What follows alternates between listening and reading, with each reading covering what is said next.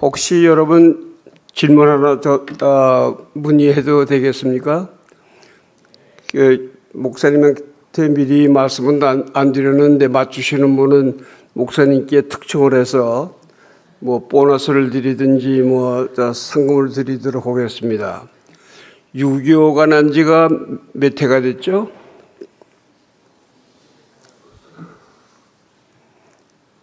아무도 모르세요? 목사님 한국 역사, 목사님 어디 계세요? 한국 역사 안 가르치시는 것 같으네.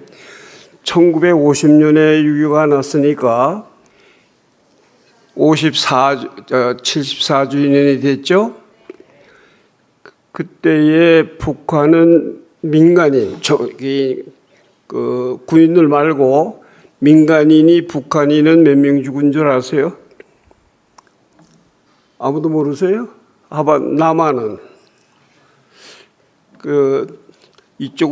이쪽도 공산군이 내려왔을 텐데 전혀 잊어버리신 것 같네. 아니면 나는 6.25 때 국민학교 6학년이었으니까 저하고 여러분이 세대가 달라서 그런지 북한은 300만 명이 죽었고 통계에 의하면 남한은 150만 명이 죽었답니다. 거기에 미군은 5만 5천 명이 죽었고 특별히 미네소타 제가 온 그 추운 지역에 그 병사들이 7,700명이가 죽었는데 그 이유는 메가더 장군 그때 총사령관이죠.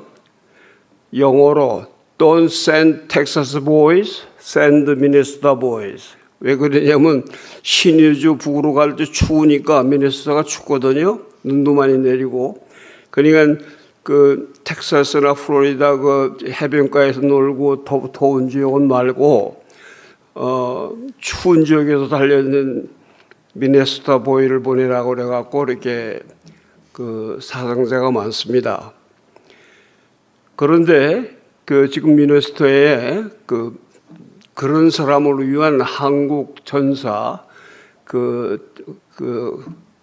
동상이 있고 공원이 있습니다. 미네소타 오시면 꼭 한번 들리세요. 왜 갑자기 6.25 얘기를 하냐 하면은 6.25 때 저희 부친께서 남한 150만 명 중에 하나로 세상을 떠나셨습니다.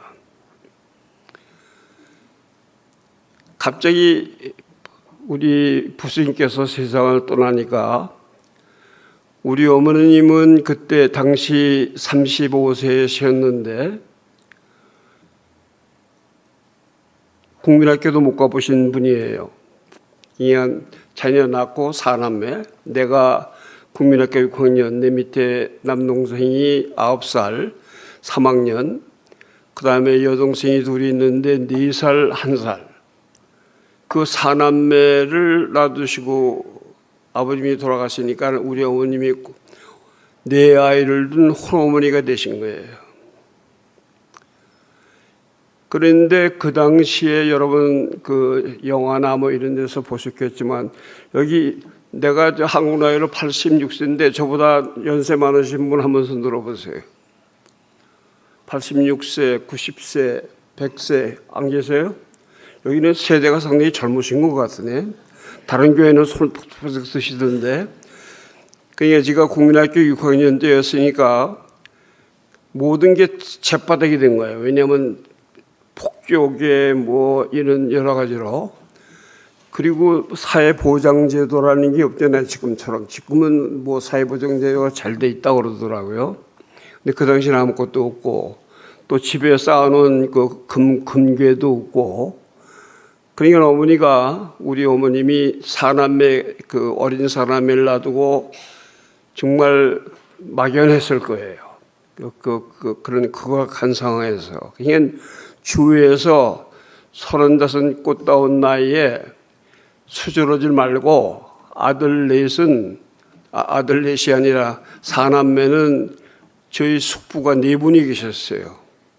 그 숙부에게 맡기고 다 떼맡기고 너는 제가해 가라. 그 길이 살 길이다. 친지들이 다 어머니에게 그렇게 공고를 했대요. 그런데 어머님이 그 말을 안 들으셨어요.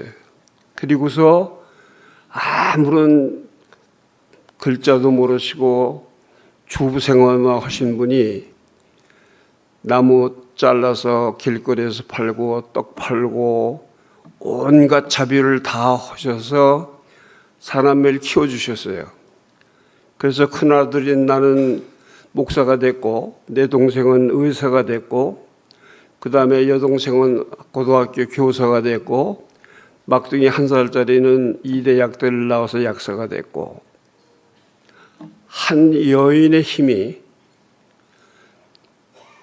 고아원이나 다른 집에 양육될 그런 4남매를 그렇게 훌륭하게 키워내신 거예요. 왜 저희 어머님 말씀을 드리니 하면은 제가 하는 이 사역의 그 출발이 우리 어머님이 나에게 베푼 그런 사랑을 왜 이들은 받지 못하느냐 그런 생각이 들어서입니다. 제가 이 사역 중에 하나가 부산에 있는 난강복지원이라는 그 고아원인데 거기 가서 작년 팬데믹 전까지는 가서 하룻밤을 잤어요. 같이 그 고아들하고.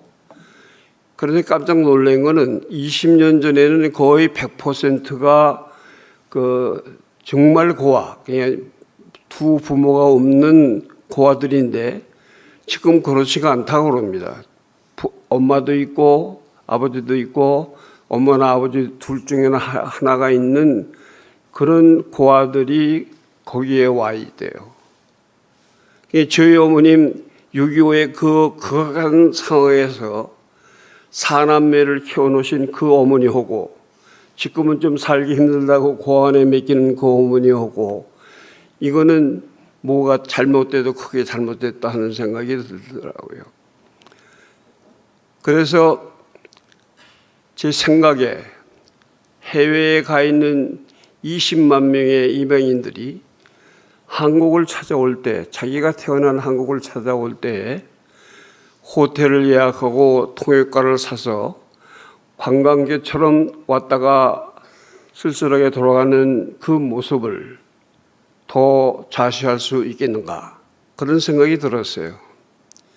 그래서 결심하고 한국을 찾아와서 1990년 말에 한국에 와서 그 한국 도와주실 교회를 찾는데 제가 30년간 외국에 있었기 때문에 한국 교회 도와주실 목사님이 한 분도 연결이 생기질 않아요. 그런데 제가 그 경희대 앞에 저 어머님 댁에 묵고 있었는데 바로 그 옆에 한 두 블락쯤 한 100m쯤 떨어진 데에 동안교회라는 교회가 있어서 그 교회에서 주일 예배를 드리는데 그 목사님 설교가 생사를 건 교회 개혁 뭐 그런 거예요. 그래가지고 참 신나더라고요. 그래서 이분 같으면은 이런 그 특수 사역도 특수 목회도 도와주실 수 있지 않겠는가.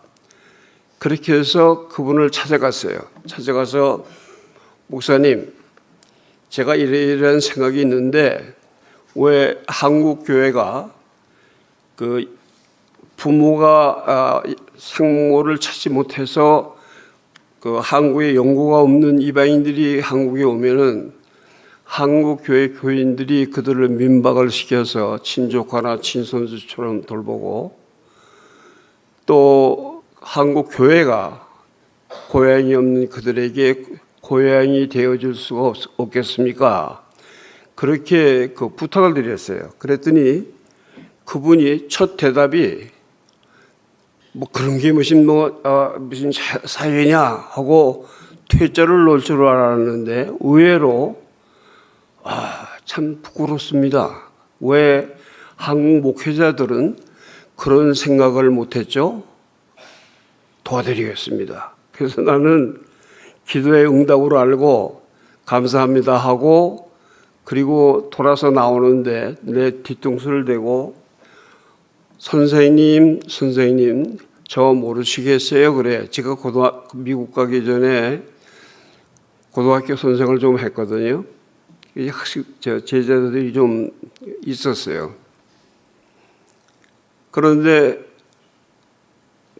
그 당시에는 제가 늦게 신학을 시작해서 신학을 각 졸업한 때인데 그 7,000명이나 되는 큰 교회에 담임 목사 겨우 시간을 내서 만나는 것만 감지덕지한 판인데 또 더더구나 제가 그 부탁드린 사역을 도와주겠다고 해서 정말로 감사합니다 하고 뛰쳐나오는 판인데 선생님이라니까 헷갈려가지고 저 모르겠는데요. 그리고 거북해서 돌아서 걸어 나오는데 저한테 그래, 아이 선생님 저 동호예요, 동호.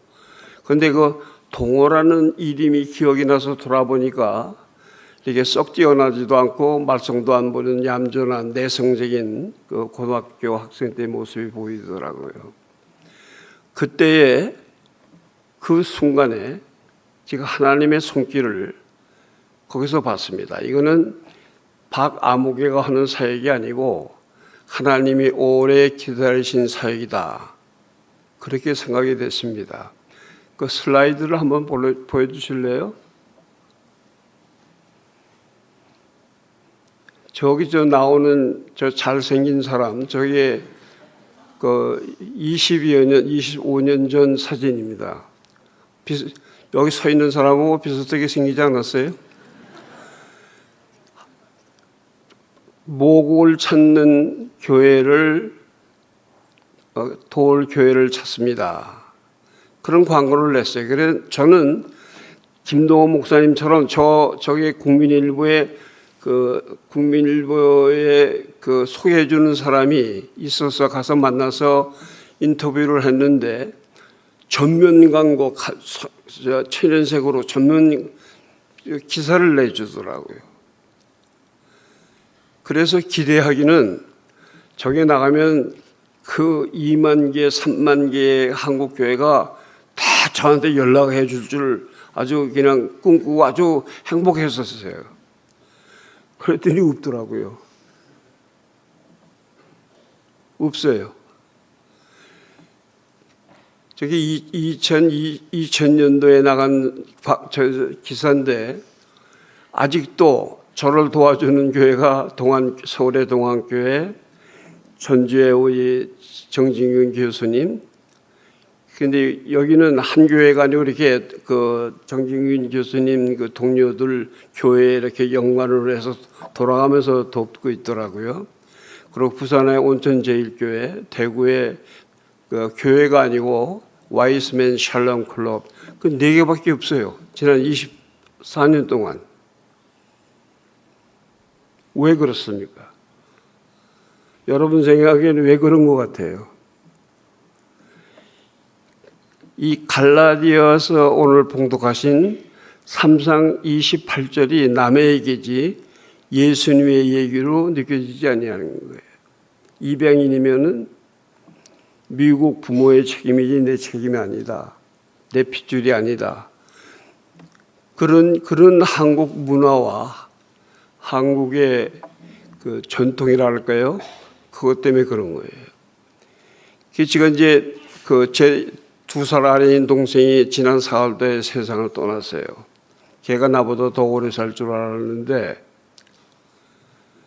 갑자기 저보다 2살 아래인 동생이 죽으니까 나도 곧 가겠구나 하는 생각이 들면서 지난 24년 동안 열심히 섬겨왔는데 그 4도시에 4분 동역자밖에 없다. 그러면 이게 내가 죽은 다음에는 없어지는 거 아닌가? 근데 그럴 수는 없거든요. 오늘 본문 말씀 보면은 너희는 유대인이나 헬라이나 자유자나 종이나 여자나 남자나, 여러분 여기는 그냥 읽으면 그렇겠다 그러는데 그 당시는 유대인하고 자유인 빼고는 다 사람이 아니에요. 주인이 죽여도 법에 저촉을 안 받아요. 완전히 그냥 재산이에요, 재산. 권리가 없는 그런 상태인데 이런 엄청난 동등한 거라고 선언하신 거예요. 이런 구절이 우리 교회 교인들과 교회의 숙지가 되지 않았는가 그런 생각을 해봅니다. 그 다음 슬라이드 좀 보여주세요. 저 기사는 참 그 가슴 아픈 기사인데 내가 처음 그 고독사라는 말을 그 일본의 연세 많은 노인들이 그 돈 잔뜩 숙여놓고 혼자 살다가 죽는 그런 고독사라고 그랬는데 저거는 44세 된 입양인이 노르웨이지에 그 입양이 돼서 노르웨이지의 국가 농구 배구 팀의 코치까지 지낸 유능한 그런 한국 입양 청년인데 상모를 너무 찾고 싶어서 김해에 자기가 입양됐다는 것을 더듬어 가지고 그 모든 직장을 때려오고 한국을 찾아온 거예요. 와서 영어 가르치면서 상모를 김해 근방에서 찾다가 5년 동안 찾다가 그 고시텔, 그러니까 경비 줄이느라고 고시텔에서 있다가 사망을 했어요. 근데 사망한 거를 금방을 발견 못하고 관리인이 일주일이 지난 다음에 발견한 그런 기사가 났어요. 고독사라고. 이러한 입양인이 그 얼마나 더 있는지 우리는 몰라요. 저건 발견이 돼서 기사에 나왔는데 하나님이 가르쳐 주신 입양인이나 종이나 자유조나 다 한 가족인데 어떻게 저런 일이 있을 수 있는가? 이 사역이 어떤 사람은 그게 사역이 될 수가 없다. 북한 선교나 아프리카 선교나 이런 선교를 해야지 잘 사는 미국 나라에 입양된 그 호강하는 그런 그 이들을 왜 데려다가 관광을 시키느냐 그런 말씀을 하는 분들도 계세요. 근데 그거는 그 입양인들이 얼마나 아파하는지, 얼마나 그 상모품에서 자라지 못한 그 아픔의 깊이가 우리의 상상을 뛰어넘는 그러한 것을 그 이해하신다면은 여러분이 다른 생각이 좀 달라지실 거예요. 아마 제 설교가 끝나고 나면은 그 우리 입양인 중에 한 사람이 그 간증을 하고 또 정진균 교수가 통역을 할 텐데 들어보시면 알겠지만 제가 그 한 사람 또 소개할 사람이 있습니다. 다음 저거 좀 보여주세요. 저거는 그 우리 어머님이 6.25 때 그 1950년이 제가 중학생이 됐으니까 저기 B쪽 마르고 좀 키 큰 사람이 전데 그때 중학생이니까 아마 3, 4년 후에 찍은 것 같아요. 그리고 그 옆에 있는 게 제 남동생, 그 여동생이 제 사남매입니다. 그 다음에 그거는 이제 우리 어머니 팔순 때 저렇게 12손자하고 사남매에서 12손자가 적었는데 한 어머니의, 한 여인의 힘이 고아원에도 보여지지 않고 다른 데 보여지지 않고 한 가족을 병아리를 감싸 안듯이 알을 품듯이 품어서 양육한 결과가 팔순 때 저렇게 대가족을 이룰 수 있었습니다. 한 여인의 힘, 그게 하나님의 힘이고 하나님의 가족입니다. 예수님 안에서 오늘 말씀처럼 우리가 예수님 안에서 한 가족이 될 때 저런 힘이 나올 수 있는 겁니다. 그 다음 슬라이드. 이거는 이 입양 사역의 한 열매인데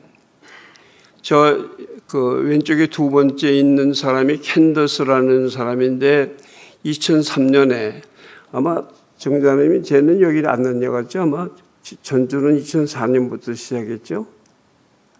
그렇죠?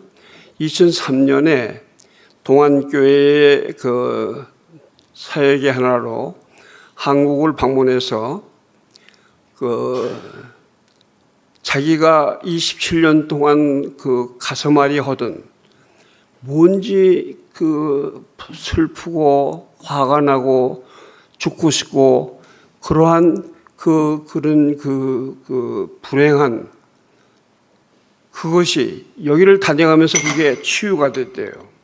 이 아마 물 먹으라고 그러는 것 같네.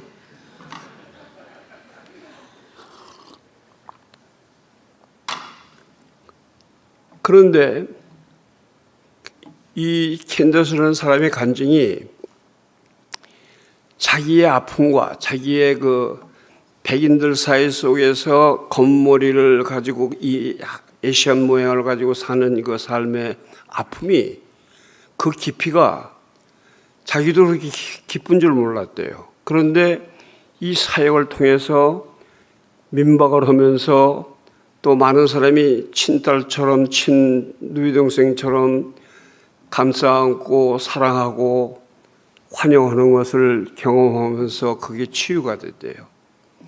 그리고 이 캔더스는 또 그 특별한 은사를 받은 이 축복을 받은 게 KBS의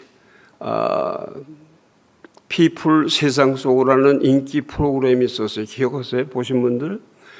피플 세상 속으로라는 것은 이제 사람들 속에 특별한 기사감 되는 분들을 인터뷰해서 15분씩 이렇게 하는데 거기에 저 사람이 소개를 받아가지고 그 미네소타에 와서 일주일을 그 촬영을 하고 또 대구 사람인데 대구의 그 상가족을 찾아서 그 저와 같이 가자 그래서 통역 겸 그 카운슬러 겸 지가 따라와가지고 같이 그 상가족을 만난 걸 봤는데 그거 다 이렇게 그 촬영이 돼서 원래는 15분짜리인데 내용이 길다고 45분이 반영이 된 그런 주인공입니다.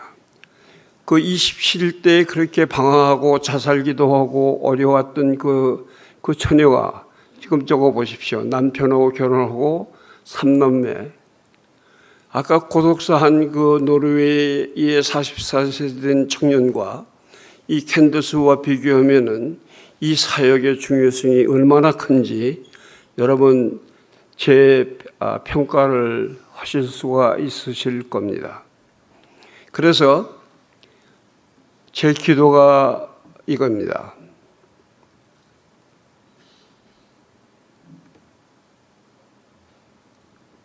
한가족 센터나 한가족 쉼터나 이름은 어떻든지 우리 어머님이 우리 사람매를 돌보는 그러한 사랑으로 교회가 교인이 한국에 미국에 서울에 전주에 방방곡곡에 세워져서 단 한 명도 노르웨이 농구 코치 국가대표팀 농구 코치처럼 고독사 하는 사람이 단 한 사람도 없고 모두 다 20만 명 해외 입양인 모두가 다 캔더스처럼 아픔을 치유받고 결혼해서 행복하고 자녀를 낳아서 키우고 저렇게 3남매 어머니로서 또 부인으로서 가정을 이루어나가는 그런 일,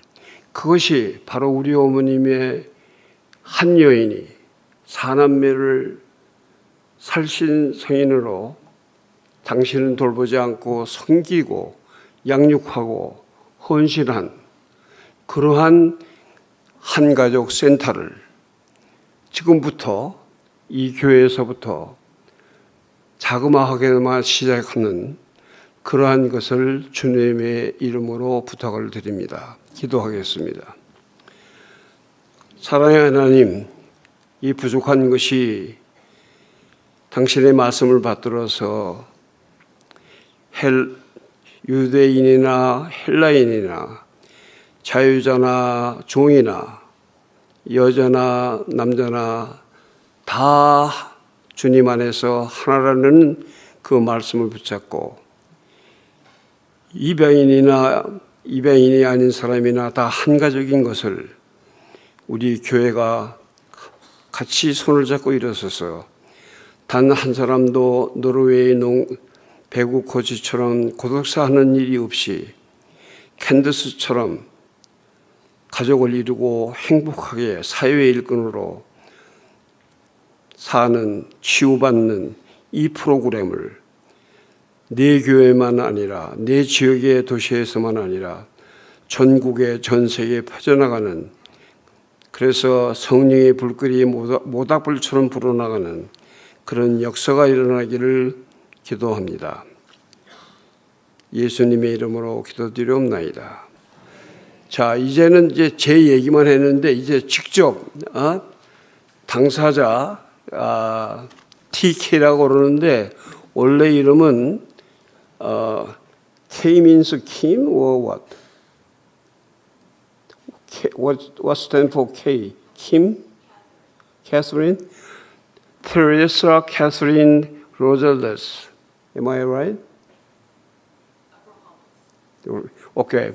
So 어렵다고 TK로 불러달라고 그러는데 52살에 20대 아들과 딸을 듣는데 특별히 아들은 여기 한국에서 한국 아이를 입양한 그런 어머니입니다. 오늘 간증을 할 때 정진균 교수가 통역을 하실 텐데 잘 들으시고 제가 드린 말씀과 한번 연관해서 한번 보세요. 예.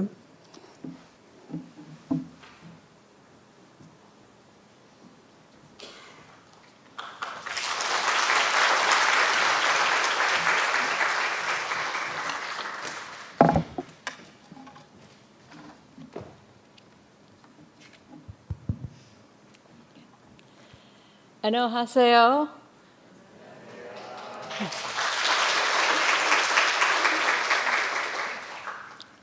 My name is TK Rojales. I have been married to my husband Reno for almost 27 years, and we live in Atlanta, Georgia. 예, 제 이름은 TK 로할레스입니다. 저는 남편 리노하고 결혼한 지 27년 되었고요. 미국 조지아주 애틀랜타에 살고 있습니다. My daughter Kate is 23 years old and is in graduate school in Texas. 제 딸 케이트는 23살이고요. 텍사스에서 대학원에 다니고 있습니다. And my son Jason is 22 years old and is serving in the United States Navy as a police officer. 제 아들 제이슨은 22살이고 미국 해군에서 경찰관으로 복무하고 있습니다. It is an honor to be here with you today. 여러분, 오늘 여러분과 함께 하게 되어서 영광입니다. Thank you for the opportunity to share my testimony. 오늘 간증할 수 있는 기회를 주셔서 감사합니다. I was adopted to the United States when I was an infant. For many years, I didn't think about my Korean heritage. 저는 어린아기였을 때 미국으로 입양되었고요. 저는 오랫동안 저의 한국적인 유산에 대해서는 생각하지 않았습니다. I did not know any other Korean people, and I was often told I wasn't Korean, but that I was Irish. 저는 다른 한국 사람은 전혀 몰랐고요. 그러니까 저희 마을이나 학교에는 한국 사람이 한 명도 없었고 사람들은 저를 한국인이 아니라 가끔 아일랜드 사람이라고 종종 부르고는 했습니다. I was sad that no one understood how I felt to be the only Korean. 제가 유일한 한국인이라는 것을 아무도 이해하지 못해서 저는 매우 슬퍼했습니다. I did not understand why no one could understand how sad I felt. 제가 얼마나 슬프게 느끼는지 아무도 이해할 수 없다는 것을 저는 이해하지를 못했습니다. The reason it was so difficult is because I spoke English and I knew how to act white, but I'm not white. I'm Korean. 그것이 그렇게 어려웠던 이유는 제가 영어를 말하고 어떻게 해야 백인처럼 행동하는지 그런 것을 알고 그렇게 행했지만 사실 저는 백인이 아니고 한국인이었기 때문입니다. 그러니까 자기가 그렇게 백인처럼 흉내를 다 냈어도 다른 사람들 눈에는 그게 이제 백인으로 보이지 않아서 그런 갈등들이 있었다는 그런 뜻입니다. I never had the opportunity to learn about my Korean heritage, the food, the language, or customs. 예, 저는 한국적인 유산이나 음식이나 언어나 그런 관습에 대해서 배울 기회가 전혀 없었습니다. When I finally did meet Korean people, they often asked me questions about why I didn't speak Korean or learn the culture. What was wrong with me? 예, 마침내 한국 사람을 만났을 때 그들은 종종 저에게 왜 한국어를 하지 않고 한국 문화를 배우지 않느냐고 물었습니다. 저에게 무슨 잘못이 있는 것일까요? I felt very ashamed of being Korean and not knowing my birth culture. 저는 한국인이고 저의 출생 문화를 모른다는 것이 매우 부끄러웠습니다. Coming to Korea represents the opportunity for me to come home, a place that I don't know, but a home that I want to know. 한국에 오는 것은 저에게 집으로 돌아갈 수 있는 기회를 의미합니다. 제가 모르는 곳이지만 제가 알고 싶어하는 집입니다. Most of my life, I believed that I wasn't wanted, that I wasn't enough, that I didn't belong, that I wasn't lovable. 저는 평생 동안 제가 원치 않는 존재라고 믿어왔습니다. 제가 충분치 않은 존재라고, 제가 어디에도 속하지 않으며 제가 사랑스럽지도 않은 존재라고 믿어왔습니다. Good things were for other people, but not for me. 좋은 일들은 다 다른 사람들을 위한 것이고 저에게는 해당이 없는 것이라고 믿어왔습니다. My healing journey began when I started to grow in my faith. I started learning the difference between religious knowledge and having a personal relationship with Jesus. 예, 저의 치유하는 여정은 제 신앙이 자라기 시작하면서부터 시작되었습니다. 저는 종교적인 지식과 예수님을 개인적으로 아는 것 사이에는 많은 차이가 있다는 것을 알기 시작했습니다. Looking back at my life, I recognized that God had always been with me, both the good times and the bad, even when I didn't realize it.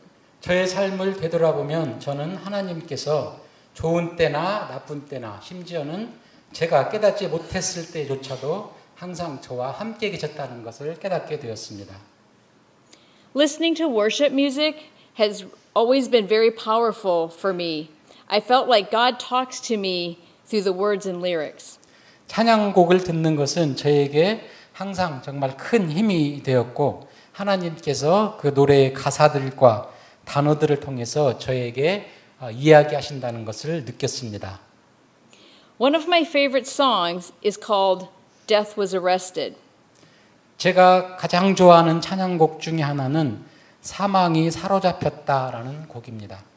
Some of the lyrics are, Alone in my sorrow and dead in my sin, lost without hope, with no place to begin. My shame was a ransom he faithfully bore. My orphan heart was given a name. 그 가사 중에 일부를 소개해드리면 슬픔 속에 홀로 있고 죄 가운데 죽어 있었네. 희망도 없이 길을 잃고 시작할 곳도 없었네. 그 내 수치는 그가 충실하게 대신 짊어진 대속물이었네. 고아인 내 마음에 이름을 주셨다. I really felt alone in my shame, and I listened to the song over and over, and I kept thinking, God's love is for other people, but not for me. 저는 수치심 속에서 정말 외로움을 느꼈고 그 노래를 계속해서 들으면서 생각하기를 하나님의 사랑은 다른 사람을 위한 것이지 나를 위한 것은 아니야 라고 생각을 했습니다. And then I heard the chorus. He canceled my debt. He called me his friend. When death was arrested, my life began. 그리고 저는 이제 그 노래의 코러스 부분을 들었습니다.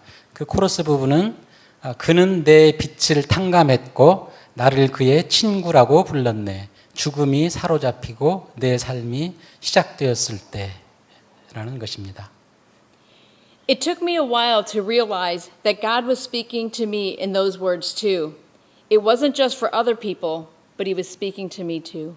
하나님께서 그 가사들을 통해 저에게도 말씀하신다는 것을 깨닫는 데에는 한참 시간이 걸렸습니다. 그것은 다른 사람들만을 위한 것이 아니었고 그분은 저에게도 말씀하고 계셨습니다. And that His grace is free. I don't have to earn it. In fact, I can't earn it. 그리고 그의 은혜는 공짜입니다. 그 은혜는 제가 노력해서 얻을 필요가 없고 사실 그것은 제가 노력한다고 해서 얻을 수 있는 것도 아닙니다. I realized that in order for me to fully receive God's love and grace, that I needed to love myself. But I hated myself. 저는 하나님의 은혜와 사랑을 온전히 받으려면 저 자신을 사랑해야 한다는 것을 알았습니다. 하지만 저는 제 자신을 미워하고 있었습니다. I had carried so much shame and feeling unlovable most of my life. 저는 평생 수치심을 많이 느꼈고 나는 사랑받지 못한다는 그런 기분을 늘 안고 살았습니다. But I realized those were false beliefs. 저는 마침내 그것이 잘못된 생각이라는 것을 깨달았습니다. God does love me, and Jesus died for my sins. 하나님은 저를 사랑하시고 예수님께서는 저의 죄를 위해 죽으셨습니다. And if God could love me, then I needed to love myself. 그리고 만약 하나님이 저를 사랑하신다면 저도 제 자신을 사랑하는 것이 마땅합니다. I surrendered myself to God last year when I was baptized. 저는 작년에 세례를 받으면서 제 자신을 하나님께 맡겼습니다. I am now healing my orphan's heart by receiving the love and acceptance by my birth country.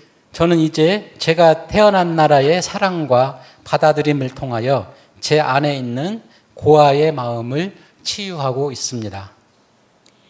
Visiting Korea is the opportunity to discover my history, learn about my birth culture, and connect with the Korean community in Christ. 한국을 방문하는 것은 제 역사를 발견하고 제가 태어난 문화에 대해 배우고 그리스도 안에서 한국인 공동체와 소통할 수 있는 귀한 기회입니다. I'm humbled to be here and so grateful for this opportunity. 저는 이 기회를 주신 데 대해 마음을 다하여 감사를 드립니다. I want to thank all of the supporters of the Korean Adoption Ministry, especially Pastor and Mrs. Park, all of you here, and my host family here, Dr. Osmina and her family. 저는 한국입양선교센터의 모든 후원자분들, 특히 이 박성철 목사님과 사모님, 그리고 여기에 계시는 모든 분들께 감사를 드리고 싶습니다. 그리고 전주에서 저에게 가정을 제공해 주시는 오세미나 박사님과 그 가족들에게도 감사를 드립니다. Thank you for the opportunity to share my testimony with you today. 오늘 여러분과 제 간증을 나눌 수 있게 되어서 감사를 드립니다. And I pray that each of you can feel God's love and grace as a family in Christ. 저는 여러분 각자가 그리스도 안에서 가족으로서 하나님의 사랑과 은혜를 느낄 수 있기를 기도합니다. 아멘. Amen.